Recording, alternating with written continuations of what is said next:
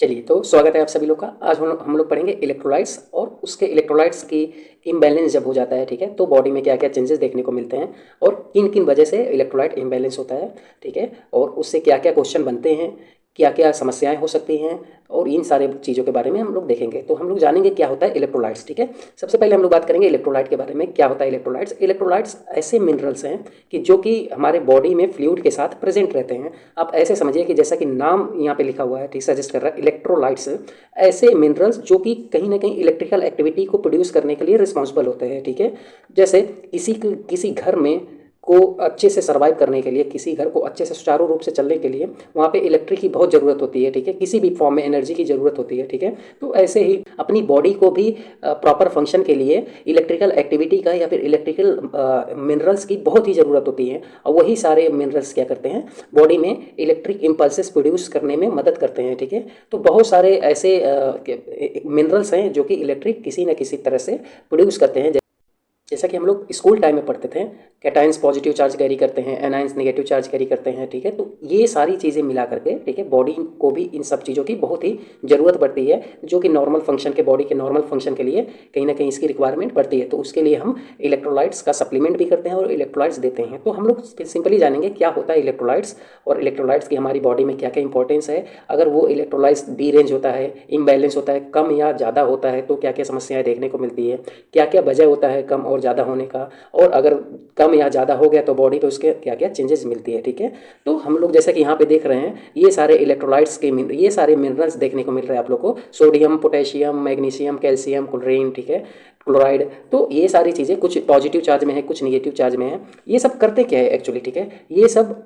ये सब हमारी बॉडी में मसल्स को कंडक्ट करने में, नर्व्स को कंडक्ट करने में, ठीक है, और पीएच को मेंटेन करने के लिए, बॉडी का फ्लूइड ऑस्मोटिक प्रेशर मेंटेन करने के लिए इन सब का बहुत ही जरूरत होता है। ये ट्रेस अमाउंट में कुछ इसमें से होते हैं जो मेजर अमाउंट में देखने को मिलते हैं, जैसे सोडियम हो गया, पोटेशियम हो गया।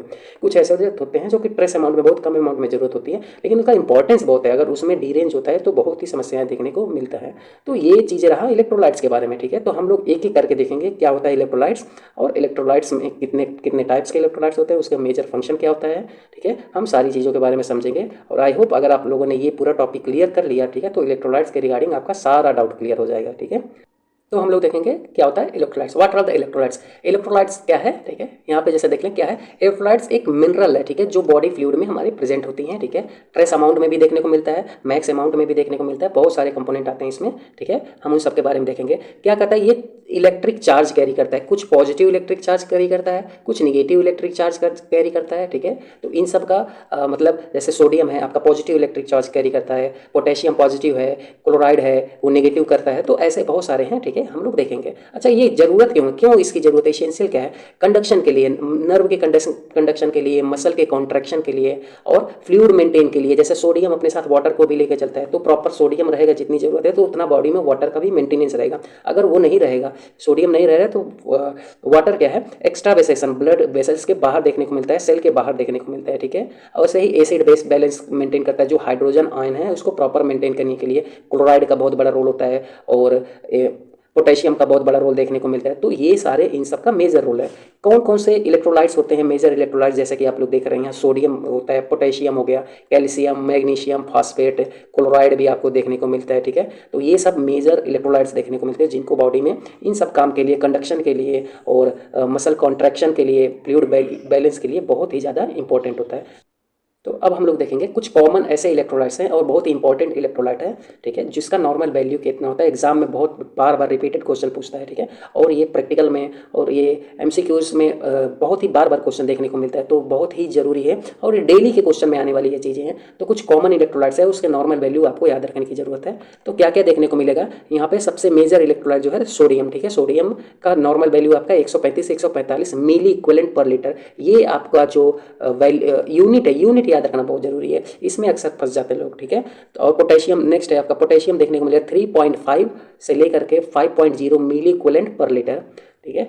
अगर 3.5 से कम हुआ या फिर 5.50 से ज़्यादा हुआ, ठीक है, दोनों में प्रॉब्लम होता है, ठीक है। इन दोनों के बीच में अगर है तो ठीक है, प्रॉब्लम तो सही है, ठीक है। जैसे 135 से 145 के बीच में है, इतना ये मिनिमम रेंज है, ठीक है, और ये मैक्सिमम रेंज है, यहाँ तक ठीक है। इससे एक्सेस हुआ अगेन प्रॉब्लम हो जाएगा, इलेक्ट्रोलाइट इम्बैलेंस में जाएगा, ठीक है। और इससे अगर कम हुआ तो भी इलेक्ट्रोलाइट इम्बैलेंस में जाएगा, ठीक है।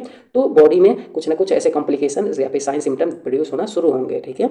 अब हम लोग देखेंगे कैल्शियम के बारे में, ठीक है। कैल्शियम का नॉर्मल रेंज क्या है, 8.5 से लेकर के 10.5 तक, ठीक है। 8.5 से 10.5 तक लेके जाएंगे। ये इसका याद रखना बहुत जरूरी है, ये mg/dl में, ठीक है। इसकी यूनिट किस में होती है, mg/dl में, ठीक है, देखने को मिलती है। फिर हम देखेंगे मैग्नीशियम का 1.7 से लेकर के 2.4 mg/dl, ठीक है। 1.7 से लेकर 2.4 mg/dl इसका नॉर्मल यूनिट होता है, और इससे कम या ज़्यादा हुआ तो दोनों ही एबनॉर्मल में जाएगा, ठीक है। क्लोराइड का देख लेंगे 98 से लेकर 160 mg मिली इक्विवेलेंट पर लीटर, 98 से लेकर के 98 से लेकर के 106 मिली इक्विवेलेंट पर लीटर इसका नॉर्मल वैल्यू देखने को मिलता है। और फॉस्फेट देख लेंगे, फॉस्फेट का 2.5 से लेकर के 4.5 mg/dl, ठीक है। कितना, 2.5 से लेकर के 4.5 mg/dl। तो ये इसके नॉर्मल वैल्यू हैं, बहुत जरूरी है इसको याद रखना, ये डेली रूटीन में काम आने वाली चीज़ है। अगर इससे ज़्यादा हुआ तो एबनॉर्मल कंडीशन है, अगर इनसे कम हो गया तो एबनॉर्मल कंडीशन है। तो देखेंगे अगर इससे ज़्यादा हुआ तो एबनॉर्मल में आ जाएगा, कम हुआ तो हम एबनॉर्मल में आ जाएगा, ठीक है। तो उसी को बोलते हैं इम्बैलेंस्ड, क्या बोलेंगे, इम्बैलेंस, इलेक्ट्रोलाइट इम्बैलेंस। तो हम लोग देखेंगे क्या क्या होता है इलेक्ट्रोलाइट इम्बैलेंस, क्या होगा, इनके सोडियम कम या ज़्यादा हो गया, पोटेशियम कम या ज़्यादा हो गया, तो उस कंडीशन में क्या क्या वजह होती है, क्या क्या साइन सिम्टम देखने को मिलेगा, वो सब हम लोग देखेंगे, ठीक है। चलिए, तो अब हम लोग देखेंगे इलेक्ट्रोलाइट इम्बैलेंस। क्या होता है इलेक्ट्रोलाइट इम्बैलेंस, जब इलेक्ट्रोलाइट्स, जो भी इलेक्ट्रोलाइट्स हम लोगों ने पढ़ा है, sodium, potassium, calcium, magnesium, chloride, उन सब में कहीं अगर वो इंक्रीज हो जाए नॉर्मल वैल्यू से या फिर डिक्रीज हो जाए, समझ रहे हैं, अगर वो ज़्यादा हो गया या फिर कम हो गया तो दोनों कंडीशन में क्या हो जाएगा, इलेक्ट्रोलाइट इम्बैलेंस होगा। और जब इम्बैलेंस होगा तो बॉडी पे कुछ ना कुछ उसके साइन, कुछ ना कुछ उसके सिम्टम देखने को मिलेंगे, ठीक है। जो इलेक्ट्रोलाइट इम्बैलेंस है किस वजह से होता है, बहुत सारी वजह हो सकते हैं, ठीक है। जो कुछ कॉमन वजह है उन सारी वजह के बारे में हम देखेंगे, किन किन वजह से देखने को मिलेगा आपका इलेक्ट्रोलाइट इम्बैलेंस, ठीक है। तो सबसे पहले हम लोग देखेंगे डिहाइड्रेशन से। डेफिनेटली डिहाइड्रेशन अगर हो गया, ज़्यादा टाइम तक वोमिटिंग हो गया, ठीक है, लूज मोशन हो गया, डायरिया हो गया, ठीक है, तो उस कंडीशन में क्या होगा, बॉडी से फ्लूइड लॉस हो जाएगा। लॉस होने की वजह से बॉडी का फ्लूइड हाइपर कंसंट्रेटेड हो जाएगा, ठीक है। हाइपर कंसंट्रेटेड मतलब बॉडी फ्लूइड लॉस होने के बाद, पानी लॉस होने के बाद की वजह से ये क्या होगा, कंसंट्रेटेड ज़्यादा होता है, गाढ़ा ज़्यादा होता है, जिसकी वजह से जो ये अंदर का इलेक्ट्रोलाइट्स है वो ज़्यादा देखने को मिलेगा, क्योंकि इलेक्ट्रोलाइट भी निकलते हैं, ऐसी बात नहीं, इसके साथ में आपका इलेक्ट्रोलाइट भी निकलेंगे, लेकिन इलेक्ट्रोलाइट कुछ एलिमेंटल चीज़ें होती हैं, उसमें से वाटर का लॉस ज़्यादा हो जाता है, ठीक है। तो अगर ज़्यादा डिहाइड्रेशन हुआ, पानी ज़्यादा निकला, तो जो अंदर का इलेक्ट्रोलाइट्स है, ठीक है, वो कंसनट्रेटेड देखने को मिलेंगे, ठीक है। तो क्या करेगा, इलेक्ट्रोलाइट इम्बैलेंस करवा देगा, ठीक है, क्योंकि कंसनट्रेटेड होता है तो क्या हो जाएगा, ज़्यादा हो जाएगा, जो भी आपका वैल्यू देखने को मिलेगा ज़्यादा हो जाएगा। एग्जाम्पल में आपको बताएं कि जैसे कोई बर्न पेशेंट है, ठीक है, जब बर्न पेशेंट होता है, ठीक है, जो जला होता है, ठीक है, तो उसका अगर सैंपल, ब्लड का सैंपल आप लेके जाते हैं, ब्लड वेसल से ब्लड निकाल के सैंपल लेके जाएंगे तो सारे वैल्यू बढ़े हुए मिलेंगे, हीमोग्लोबिन आपका 15-20 देखने को मिलेगा, सारे वैल्यू बढ़े मिलेंगे, ठीक है। क्यों, क्योंकि उसकी बॉडी से फ्लूइड निकल चुका है, ठीक है, जलता है तो पानी निकल चुका है, ठीक है। तो ऐसे कंडीशन में नेक्स्ट हम लोग देखेंगे कि किडनी डिजीज, कोई ऐसा डिजीज है जैसे किडनी डिजीज की वजह से कैसे होता है कि किडनी, जो ये आपका किडनी है, ये क्या करता है, ये भी फ्लूइड को, जो एक्स्ट्रा फ्लूइड है या फिर जो वेस्ट मटेरियल है, ठीक है, वो क्या करेगा, निकाल देता है, ठीक है। लेकिन अगर इसी में प्रॉब्लम है तो क्या करेगा, ये फ्लूइड को नहीं निकाल पाएगा, और नहीं निकाल पाएगा तो ये फ्लूइड इकट्ठा होगा बॉडी में, और जब ये बॉडी में फ्लूइड इकट्ठा होगा, ठीक है, तो फ्लूइड की क्वांटिटी बढ़ेगा तो सारे जो नॉर्मल वैल्यू है वो क्या होगा, डाइल्यूट हो जाएगा। डाइल्यूट हो जाने की वजह से कैसा हो जाएगा, कम देखने को मिलेगा आपको, क्या मिलेगा, कम। तो फ्लूइड के उसके वजह से भी कम देखने को मिलेगा। और क्या करेगा, ये बहुत ही मेजर काम करता है कि पोटेशियम को, जो एक्सेस पोटेशियम है हमारी बॉडी में, पोटेशियम को क्या करता है, एक्सक्रीट कर देता है, निकाल देता है, ठीक है। लेकिन उसकी वजह से अगर किडनी में समस्या है तो पोटेशियम क्या होगा, आपका एक्सक्रीट नहीं हो पाएगा, जिससे पोटेशियम रिटेन करेगा, तो हाइपर कैलेमिया, पोटेशियम ज़्यादा देखने को मिलेगा हमारी बॉडी में, ठीक है। आई होप आप लोग को समझ में आ रहा होगा, ठीक है। सेम उसी से रिलेटेड डिहाइड्रेशन कैसे हो गया, अगर वोमिटिंग हो गया, डायरिया हो गया, तो क्या हो गया, बॉडी डिहाइड्रेट होगा तो फर्दर वही कंडीशन इलेक्ट्रोलाइट इम्बैलेंस देखने को मिलेगा आपको, ठीक है। या फिर अब जैसे किडनी डिजीज हम लोग पढ़े, किडनी में क्या होगा, या फिर हाइपर कैलेमिया, पोटेशियम ज़्यादा बढ़ जाएगा, जाएगा और फ्लूइड ज़्यादा लोड हो जाने की वजह से इलेक्ट्रोलाइट इम्बैलेंस देखने को मिलेगा। तो उसी का दूसरा कॉन्सेप्ट है कि एक्सेस आईवी फ्लूइड, ठीक है। आईवी फ्लूइड अगर हम ज़्यादा दे दिए, ठीक है, तो फिर से जो क्या होगा, डाइल्यूट हो जाएगा, जो भी इलेक्ट्रोलाइट से क्या हो गया, डाइल्यूट हो जाएगा। और डाइल्यूट हो जाने की वजह से क्या होगा, उसमें डाइल्यूट हो जाने की वजह से वो हाइपो में चले जाएंगे, क्योंकि जितना नॉर्मल बॉडी फ्लूइड में उसको रहना चाहिए था, नॉर्मल बॉडी फ्लूइड से ज़्यादा हो गया, और ज़्यादा अगर हो गया तो इलेक्ट्रोलाइट्स तो नहीं बढ़ेंगे, वो उधर ही रहेंगे, ठीक है। तो उसमें सारे डी रेंज देखने को मिलेंगे, हाइपो में चले जाएंगे, ठीक है। और बहुत सारी कंडीशन देखने को मिलते हैं। नेक्स्ट हम लोग देखेंगे कुछ हार्मोनल कंडीशन, ऐसे कंडीशन होते हैं जिसमें आपको देखने को मिलेगा इलेक्ट्रोलाइट इम्बैलेंस, जैसे प्रॉब्लम देखने को मिलता है जैसे SIADH, ठीक है, DH, syndrome of inappropriate anti diuretic hormone. ये क्या होता है कि इसमें एंटी डाययूरेटिक हार्मोन जो होता है ADH जो होता है, ADH ज़्यादा हो जाता है, ठीक है। तो ADH ज़्यादा होने की वजह से एंटी डाययूरेटिक हार्मोन क्या होता है कि वाटर का रिटेंशन करता है, डाययूरेसिस नहीं करता है, बॉडी से फ्लूइड बाहर नहीं निकालता है, ठीक है। लेकिन अगर ये ज़्यादा हो गया तो ज़्यादा वाटर का रिटेंशन हो जाएगा, ठीक है, वाटर का रिटेंशन बॉडी में ज़्यादा हो जाएगा, ज़्यादा वाटर का रिटेंशन हो जाएगा तो सेम एक्सेस बॉडी फ्लूइड वाला सीन देखने को मिलेगा। उसमें क्या देखने को मिलेगा, आपका ज़्यादा फ्लूइड मिला, ठीक है, तो उसमें सोडियम कैसा मिलेगा, आपको कम देखने को मिलेगा।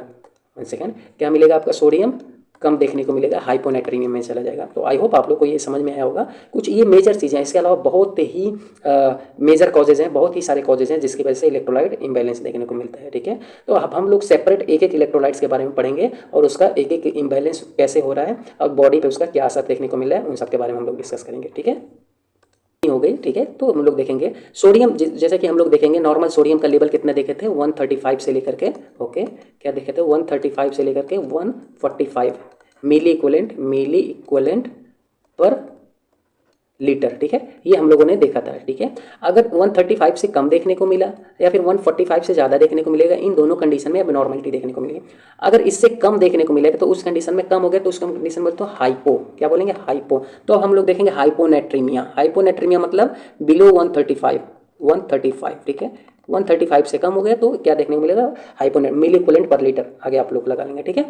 तो क्या देखने को मिलेगा, हाइपोनेट्रीमिया। ज़्यादा हो गया तो देखने को मिलेगा आपको हाइपरनेट्रीमिया। ये है सोडियम से रिलेटेड, ठीक है, एबनॉर्मलिटी। चलिए तो हम लोग देखते हैं सोडियम से, तो हम लोग देखते हैं क्या देखेंगे, सोडियम बिलो 135 मिली इक्विवेलेंट पर लीटर अगर होता है तो उस कंडीशन में हम बोलेंगे क्या, हाइपोनेट्रीमिया, ठीक है। क्या मेजर कॉजेज हो सकते हैं, बहुत सारे कॉजेज हैं। मेजर कॉजेज कि हाइपोनेट्रीमिया कब होगा, जैसे मैं आपको एक एग्जांपल दूं कि ये एक ग्लास है, ठीक है, और इस ग्लास में, ठीक है, ये इस ग्लास में आपने पानी भर दिया, ठीक है, यहाँ तक पानी भर दिया, ये वाटर है, और इसमें कुछ हमने सॉल्ट डाल दिया, ठीक है, इसमें कुछ हमने नमक डाल दिया, ये नमक के पीसेस है, ठीक है। तो ये नॉर्मल क्वांटिटी में, ठीक है, ये जिसको हम पी सकते हैं, ठीक है, नॉर्मल क्वांटिटी में। लेकिन अगर इसमें हमने पानी ज़्यादा डाल दिया, ठीक है, ये अगर इसमें आपने पानी ज़्यादा डाल दिया, ठीक है, तो ये क्या हो जाएगा, ये हल्का हो जाएगा, पूरी तरह से हल्का हो जाएगा, समझ में आया, पूरी तरह से, क्योंकि नमक इसमें कम पड़ गया, ठीक है। तो same thing excess water intake, बहुत ज़्यादा अगर पानी पी लिया, ठीक है, किसी ने बहुत ज़्यादा पानी बॉडी में इकट्ठा हो गया तो किस में हो जाएगा, ये नॉर्मल लेवल से कम हो जाएगा, हाइपोनेट्रीमिया में चला जाएगा, ठीक है। नेक्स्ट है लो सोडियम कंजप्शन, ठीक है।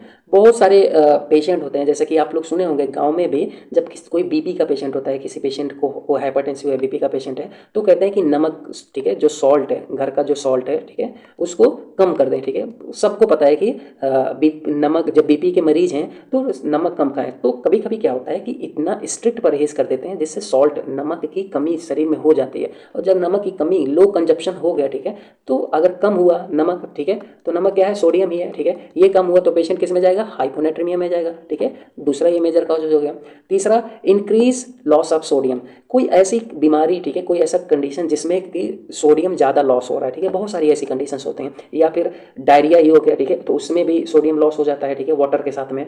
तो बहुत सारी ऐसी कंडीशन होते हैं, बहुत सारे डिजीज़ हैं, हार्मोनल कंडीशन है जिसमें सोडियम का लॉस हो जाता है, देखने को मिलता है। तो उस कंडीशन में क्या होता है, हाइपोनेट्रीमिया में जाता है, ठीक है। डायूरेटिक्स जैसे कुछ ऐसी ड्रग्स है, जैसे लेसिक्स, आप लोग जानते हैं, फ्रूसामाइड, ठीक है, क्या है, फ्रूसेमाइड, ये अगर दे दिए तो ये क्या करेगा, डायूरेसिस करवाएगा, बॉडी से फ्लूइड निकालेगा, पेशाब के रास्ते बॉडी से फ्लूइड निकाल देगा, और जब फ्लूइड निकालता है तो उसके साथ में सोडियम भी निकालता है, ठीक है।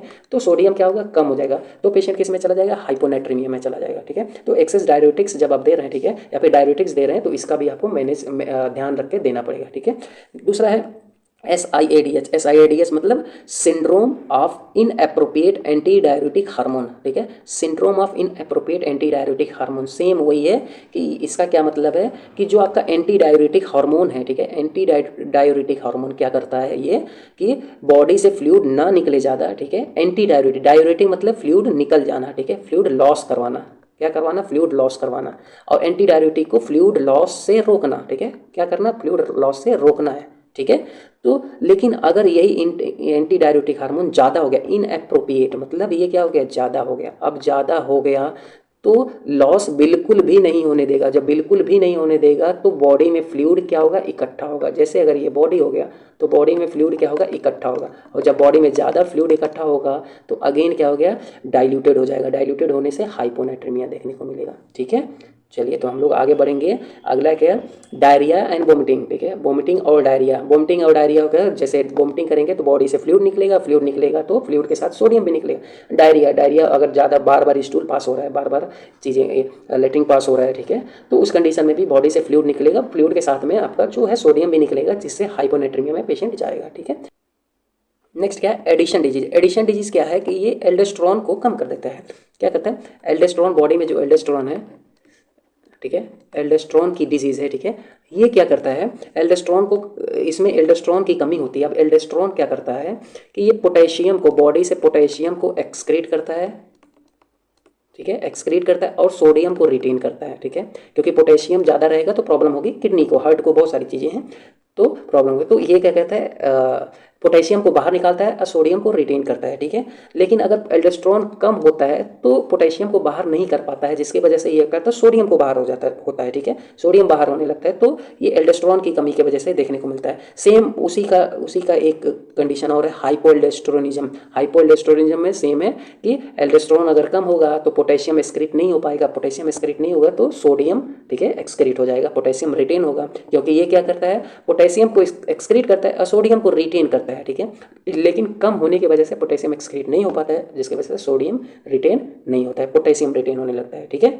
चलिए तो अब हम लोग देखेंगे कि इसके सिम्टम क्या क्या हो सकते हैं। इन केस हाइपोनेट्रीमिया में कोई पेशेंट है, पेशेंट का सोडियम लेवल कम हुआ तो क्या क्या लक्षण देखने को मिल सकते हैं उसकी बॉडी में, तो हम लोग देखेंगे क्या क्या सिम्टम है। सबसे पहले तो हेडेक शुरू होगा, क्योंकि सोडियम कम होने की वजह से बॉडी में फ्लूइड कम होगा, ठीक है, बॉडी में फ्लूइड एक्सेस भी हो सकता है, ठीक है। सोडियम कम होने की वजह से इंपल्सेस प्रॉपर जनरेट नहीं हो पाएंगे, जो भी नर्व को इंपल्सेस चाहिए, ठीक है, नर्व कंडक्शन के लिए, तो हेडेक होगा, ठीक है। और ज़्यादा टाइम तक रहा, ठीक है, ज़्यादा टाइम तक रहा तो पेशेंट ड्राउजी हो जाएगा, ठीक है, कैसा हो जाएगा, ड्राउजी हो जाएगा, उसके प्रॉपर सिग्नल्स नहीं मिल पाएंगे, क्योंकि नर्व्स को, ब्रेन के सेल्स को भी ये सारे इलेक्ट्रोलाइट्स की प्रॉपर जरूरत होती है। तो क्या होगा, पेशेंट ड्राउजी हो जाएगा। मसल्स वीकनेस, क्योंकि मसल कंडक्शन के लिए बहुत जरूरी है, ठीक है, तो मसल्स क्या होगा, वीकनेस हो जाएगा। जैसे कि एग्जांपल में आप लोग समझिए कि किसी को 3-4 बार डायरिया हो जाता है, ठीक है, उल्टी हो जाता है, तो वो थोड़ा वीक पड़ जाता है, वो उतना एक्टिव नहीं दिखता है। वो कैसे होता है, मसल वीकनेस इसी वजह से होता है, क्योंकि इलेक्ट्रोलाइट्स बॉडी से निकल चुका है। बहुत ही सीवियर हो गया तो ड्राउजी हो जाएगा। ड्राउजी मतलब वो लेटा ही रहेगा, वो बहुत ही कुछ ज़्यादा बातें नहीं कर पाएगा और क्लियरिटी बातों में नहीं देखने को मिलेगा।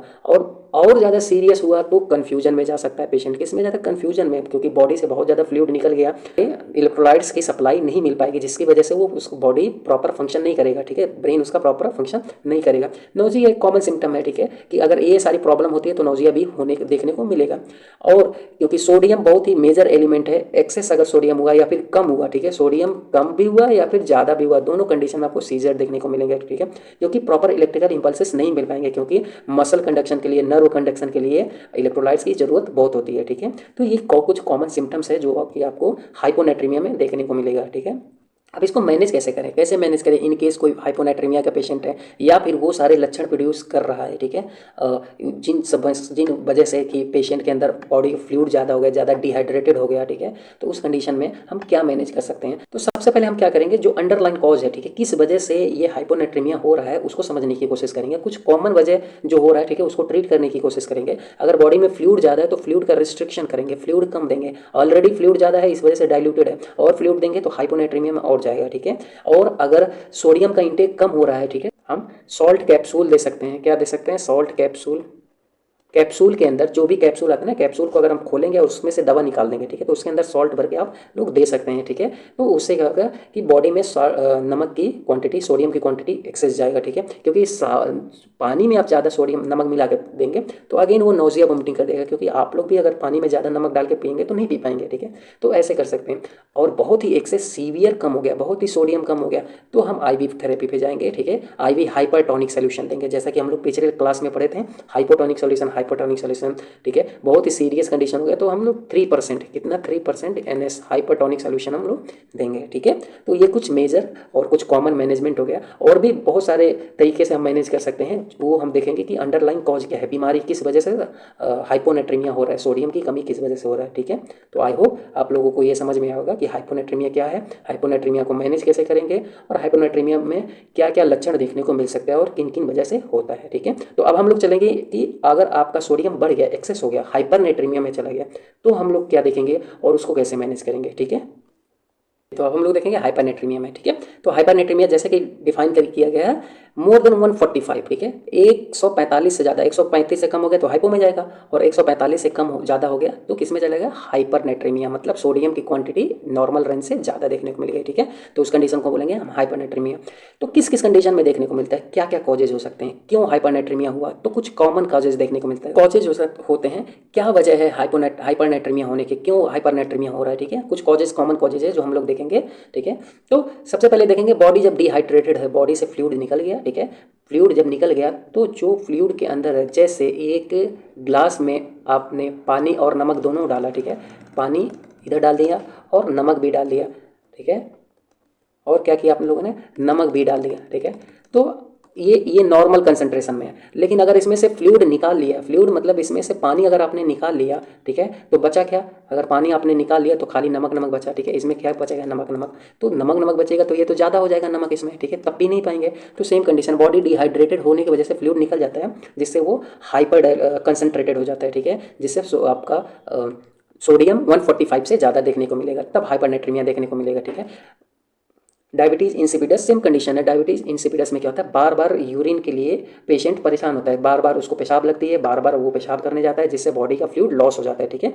बॉडी का फ्लूइड लॉस होने की वजह से, ठीक है, सेम बॉडी डिहाइड्रेट होगा, हाइपरनेट्रीमिया में होगा, ठीक है।